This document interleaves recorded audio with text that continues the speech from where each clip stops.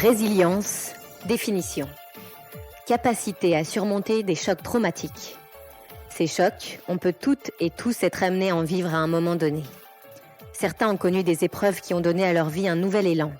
Des hommes et des femmes, les résilients. Ici, nous allons vous raconter leurs histoires. Vous venez d'entrer chez Page le podcast, l'espace qui fait parler les vraies histoires de résilience. Il était une fois Paige, jeune femme perdue dans une forêt semée d'embûches. Elle y trouve des pages et chaque page correspond à une nouvelle histoire. Mais pour autant, parviendra-t-elle à s'échapper de cette forêt de la résilience ?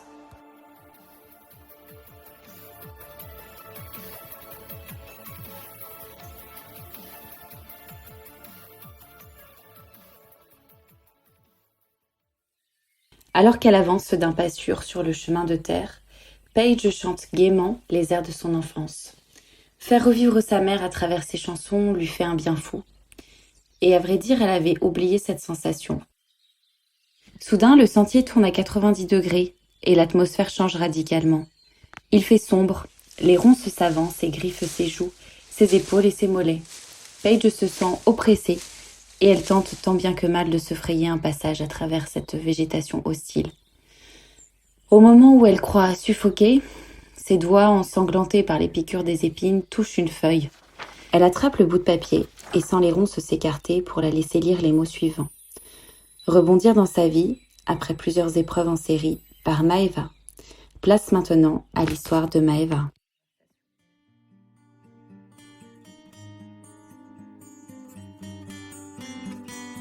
Je m'appelle Maëva Chénaud, j'ai 25 ans, je vis entre Mincy et Paris. J'ai repris mes études en événementiel depuis 1 an et en ce moment je suis en stage à l'hôtel Marois en tant que chargée de projet. Pour moi, la résilience, alors déjà je trouve que c'est un terme qu'on entend beaucoup ces derniers temps et je dirais que c'est un peu la façon dont on s'approprie notre vécu, nos traumatismes et c'est la manière dont on s'en sert aussi pour rebondir, comment on s'accommode finalement à ce que l'on peut subir comme événement pas très cool, en décidant un peu de voilà, les événements qu'on ne peut pas contrôler, mais on peut quand même agir sur les conséquences que ça va avoir sur nous et ce qu'on en fait par la suite. Alors, l'acceptation, ça fait partie un peu du chemin de la résilience, oui, je pense. Hem, mais ouais, je vois ça vraiment, comme, au final, quelque chose qui a pu, nous mettre, à l'épreuve, voire par terre, très clairement.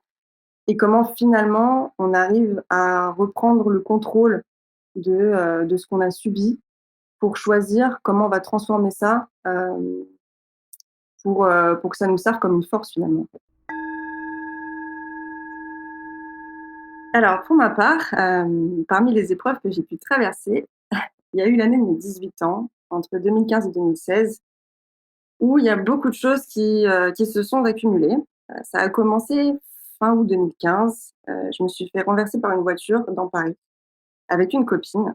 Heu, le feu était vert pour les piétons et en fait une voiture a déboulé de nulle part très, très vite. À la suite de ça, en fait, j'ai eu un trauma crânien et ma copine est restée inconsciente, longtemps. Elle a perdu toutes ses dents de devant carrément. Je dirais que ce qui m'a marqué le plus de cet accident, c'est à quel point ça va hyper vite. À quel point vraiment on était en train de rigoler, en traversant et la seconde d'après, je me suis, relevée de voilà, de sur le sol et juste on se dit: «Mais qu'est-ce que c'est que ce bordel quoi?» C'est vraiment en 1 seconde, tu te fais happer comme ça un peu par la vie, et puis voilà et puis il y a aussi, ce qui m'est resté longtemps en tête, c'est le trauma de voir, ma pote qui était complètement inconsciente, pleine de sang, bon en fait, heureusement que le fait qu'elle soit pleine de sang, c'était lié, voilà, au fait que, bah, c'était les dents de devant qui ont pris, donc son visage est ensanglanté à cause de ça, mais voilà, il y a cette image-là qui m'est restée quand même, très, très longtemps. À peine 2 mois après ça, donc alors que j'étais, tranquille chez moi, je venais d'emménager à Nice pour mes études, donc je vivais seule D'un coup, je m'écroule par terre, alors que vraiment tout allait parfaitement bien, aucun symptôme, voilà, il y avait même un pote qui arrivait chez moi et justement, c'est un peu ça qui m'a sauvée, c'est que du coup, il a appelé les pompiers. En fait, j'étais en train de faire une hémorragie interne, donc j'avais, 2 litres de sang dans le ventre, donc j'étais opérée d'urgence, et c'était assez traumatisant parce que, bah, les médecins donc, ils étaient là, pour me sauver la vie, mais du coup, c'est vrai qu'il y avait pas du tout, le côté humain, en fait. Ils avaient pas le temps de m'expliquer quoi que ce soit. Ils avaient pas le temps de me dire: «Voilà, on va vous faire ci, on va vous faire ça». J'entendais juste qu'ils étaient en train de crier, «Oui, on est en train de la perdre» et tout ça. On entend ces mots-là, mais en fait, on se sent un peu comme un bout de viande. On comprend pas ce qui se passe.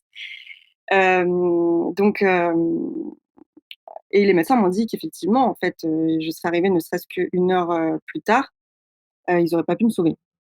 Donc au final, ils ont très bien agi. Et puis, pour finir, voilà, comme, la meuf, elle a assez bien la poisse quand même. Quelques mois après, j'ai fait partie, des victimes de l'attentat du 14 juillet à Nice. C'est mon compagnon de l'époque qui m'a sauvée, en fait.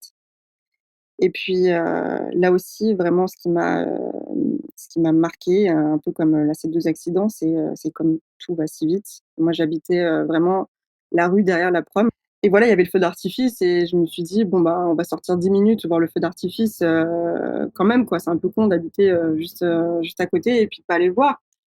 J'ai même pas pris mon sac à main carrément parce que, voilà, si j'y allais juste histoire de 10 minutes et en fin de compte, quand on part 10 minutes de chez soi, comme si on allait chercher le pain, comme si enfin, jamais on se dit: «Mais on va vivre, une soirée, de l'horreur comme ça et peut-être qu'on va jamais rentrer chez soi», quoi, finalement.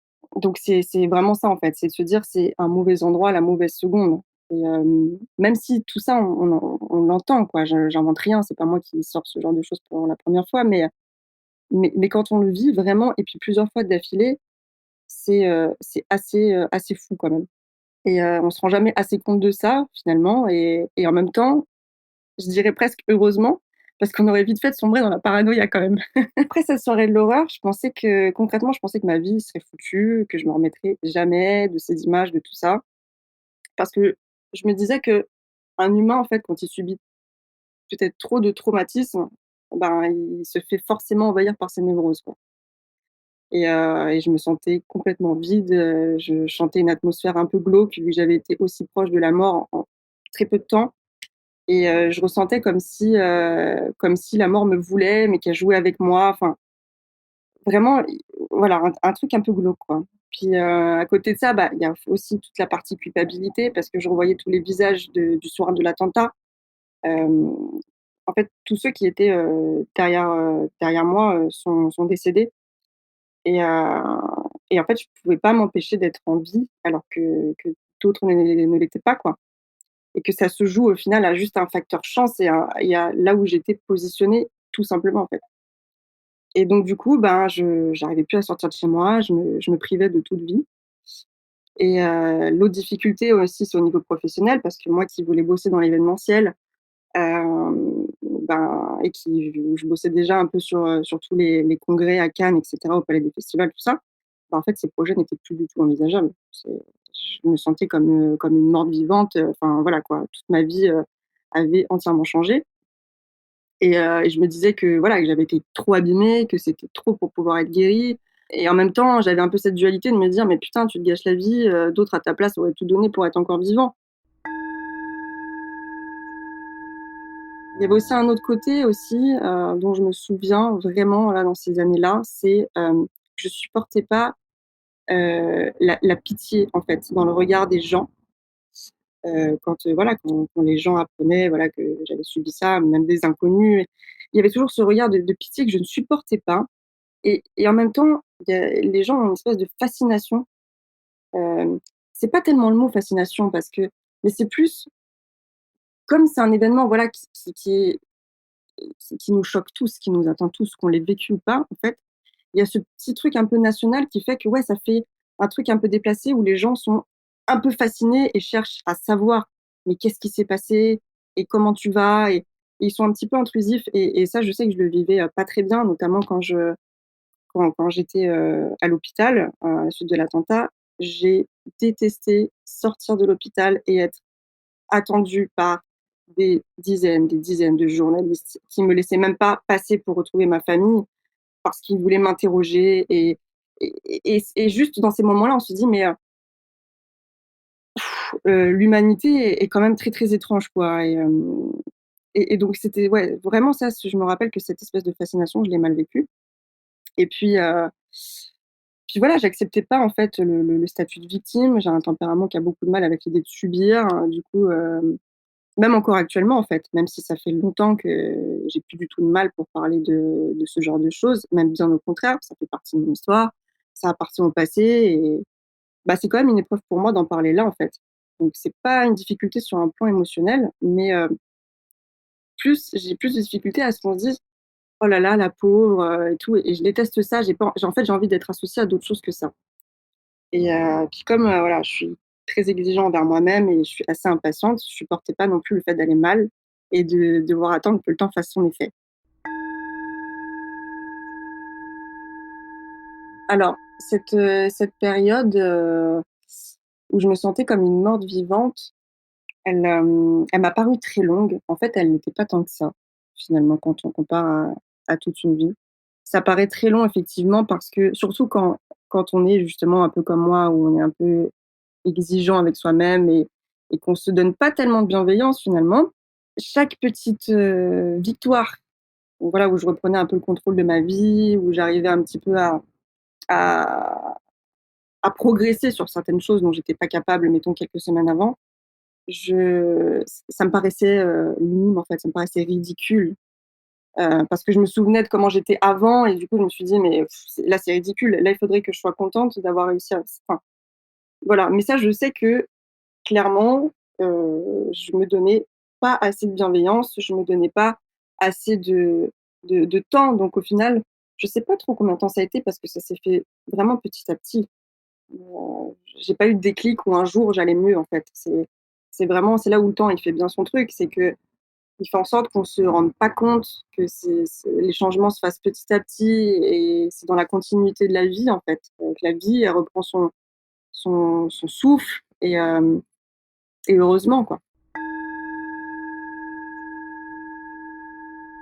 Alors je pense que je m'en suis sortie parce que, j'avais envie de m'en sortir premièrement et ça paraît, bateau mais je pense que ça, c'est ce qui fait une bonne partie du boulot et dans n'importe quelle épreuve d'ailleurs.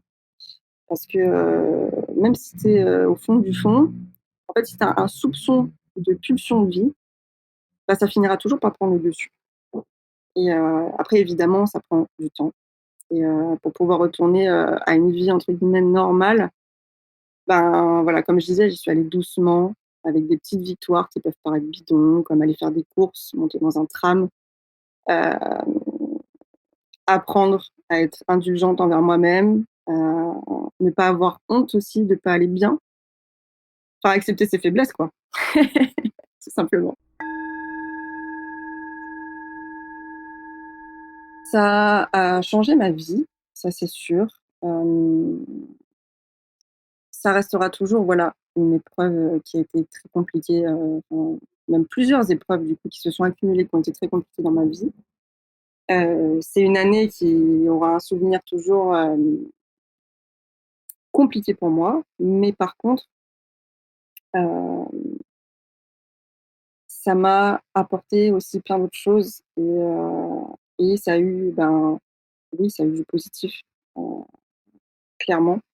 Parce que même si je me sens, parfois un peu à part, dans le sens où, parce que pour une si petite vie, j'ai vécu, quand même des trucs un peu hors normes et je pense que, ça a contribué au fait que ça m'a rendue un petit peu sauvage. J'ai souvent besoin d'être un peu dans mon monde, me recentrer sur moi et tout et par contre, il est clair que ça m'a apporté aussi plus de sagesse. Pas grand chose me semble grave. Je me sens bien seule aussi, et puis plus j'ai grandi, plus je ressens que quelque part j'ai besoin de personne et c'est pas péjoratif, hein, je dis ça parce que, en fait, c'est juste que même si je doute beaucoup de moi, ben, en même temps, force a été de constater que je me suis pas mal, débrouillée pour me remettre de tout ça. Donc il y a un truc qui s'est instauré où en mode, bah, je me fais confiance un petit peu, heu Et donc même si j'ai gagné en indépendance là-dessus, ça ne m'empêche pas d'aimer très, très fort les gens que j'aime, de donner tout ce que je peux, de partager des moments avec eux le plus possible parce qu'aussi je sais à quel point c'est précieux.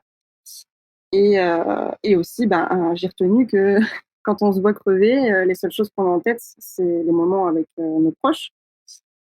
Donc hem, donc je fais notamment très attention à ça. Après, oui, ça a changé tout mon élan de vie. Moi, j'ai commencé à fumer très, très jeune, je fumais un paquet par jour. Après tout ça, j'ai arrêté de fumer, j'ai trié mes fréquentations. Je me suis entourée que de personnes, en fait, qui étaient bienveillantes. En fait, j'ai commencé vraiment à prendre soin de moi, ce qui était pas forcément le cas avant, où j'étais un peu rock'n'roll, quoi, on va dire ça comme ça. Et hem et là, je me suis mise à faire beaucoup de sport, heu et ce qui m'a fait du bien aussi, c'est le fait de voyager. J'ai fait pas mal de pays alors j'avoue qu'il y avait des fois où je me demandais si c'était pas un peu de la fuite et hem et en fait, après, je me suis dit, qu'après tout, si j'avais besoin de ça, voilà, c'était comme ça et c'est tout. Même si c'était de la fuite ou quoi, peu importe ce que c'était un peu mon instinct qui parlait, j'avais besoin de voyager et puis donc à mon retour, j'ai repris les études et je suis capable maintenant d'être dans des événements de 20 000 personnes sans souci. Alors qu'il y a quelques années, rien qu'être quelque part où il y avait une dizaine de personnes, c'était très, très, très compliqué. Donc au final, des années après, j'ai beaucoup de tendresse en fait pour cette, petite, Maëva d'à peine 18 ans, qui a dû faire face à tout ça, loin de sa famille, à Nice du coup et je me dis, au final oui, j'ai été vachement dure quoi. J'étais vachement, intransigeante envers moi-même alors que, en fait, cette tendresse que je ressens maintenant, hem, j'aurais dû, mmh, me soutenir en fait moi-même déjà avec ça et me donner cette bienveillance-là et hem et ça m'aurait aidée. Je pense que j'aurais été, une meilleure, un meilleur compagnon pour moi-même si j'avais cette tendresse que j'ai maintenant. Ce que je retiens dans ma vie, enfin s'il y a une chose qui m'aide vraiment dans la vie, c'est de savoir vraiment à quel point le temps, vraiment toujours le temps en fait, ça fait très, très bien son travail et du coup qu'il faut lui faire confiance et je pense que sans ces épreuves-là, je me laisserai moins porter par la vie. J'accepterai moins ce que je peux pas contrôler et encore une fois, c'est cliché, mais c'est tellement vrai, mais que vraiment tout est absolument temporaire et je pense qu'on se le dit jamais assez, mais chaque état est temporaire, tout et c'est vrai que je prends du coup toujours beaucoup de recul et alors oui, quand il m'arrive un sale truc, ça m'empêche évidemment pas de vivre la souffrance, hem ça immunise pas contre ça c'est sûr et en même temps, c'est la vie et la vie est faite pour, voilà, il faut se laisser ressentir, ce qui nous traverse mais simplement, je sais que en fait, cette souffrance que je peux ressentir, elle a de la légitimité qu'à l'instant T et que même dans les bas-fonds les plus profonds, hem, rien n'est définitif donc oui, alors d'un côté, chaque malheur est temporaire, mais chaque bonheur aussi et je pense que c'est un peu cette conscience de, la fragilité des bons moments, qui fait que je dirais, ouais, que je m'imprègne sûrement un peu plus fort de tout ce que je peux vivre de cool aussi. Si je devais choisir une citation, hem, ce serait plutôt une chanson qui est très jolie, un peu nostalgique et en même temps, pleine de sagesse et hem et elle fait écho justement à ce que je pouvais ressentir et elle est très, très belle. C'est, des paroles de Benjamin Biolay et c'est chanté par Vanessa Paradis, ça s'appelle «La chanson des vieux cons». Je pense que vraiment, la chose, que j'apprends tous les jours, hem, c'est, heu et ça c'est un travail, hein, de toute façon de toute une vie, hein, mais je sens que voilà, ça m'a vraiment aidée là-dessus et que ça joue encore tous les jours, c'est vraiment de me laisser vivre les choses de manière moins dramatique et de laisser beaucoup plus couler et au final de me dire j'ai beaucoup plus confiance et je me dis toujours: «Mais ça va aller, ça va aller». Même quand je vais prendre quelque chose de manière très impulsive parce que je suis quand même quelqu'un d'assez émotif. Voilà, il y a toujours une petite voix derrière et je pense que c'est un peu cette sagesse-là aussi, c'est de me dire: «Ça va aller quoi, ça va aller, tu vas t'en sortir et hem et la vie vaut le coup». La lumière perçant à travers l'épais feuillage des arbres englobe Paige d'une douce lueur. La jeune femme laisse son visage vers le soleil, les yeux clos, et respire profondément. La végétation qui l'entoure ne semble plus si proche ni si menaçante. Le message d'espoir et le nouvel élan qu'a pris Maeva dans sa vie l'inspirent aussi énormément. Une force que Maeva a puisée dans son histoire, celle de changer sa vie. Un changement lui aussi s'opère dans l'esprit de Paige. Elle a envie de s'échapper de cette forêt. Elle aussi a envie de s'en sortir et d'élucider le mystère de sa mère.